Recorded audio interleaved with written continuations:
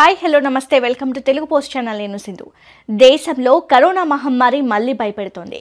December నెలలోనే కొత్త variant రూపంలో జనాలను హడలిపోయేలా చేస్తోంది. కరోనా ఇప్పటి వరకు 3 ప్రధాన మ్యూటేషన్లుగా మార్పు చెందింది. డిసెంబర్ 2020లో వ్యాప్తి చెందిన కరోనా ఆల్ఫా, బీటా, గామాగా మార్పు చెందింది.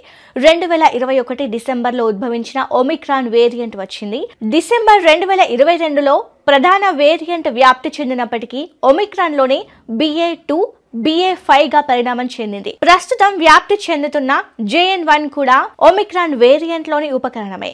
ఇది కూడా డిసెంబర్ లోనే వ్యాప్తి చెందుతోంది. ప్రతి ఏడాది డిసెంబర్ నెలలోనే వైరస్ కొత్త రకంగా వ్యాప్తి చెందుతోంది. దీనికి కారణం వాతావరణ పరిస్థితులే.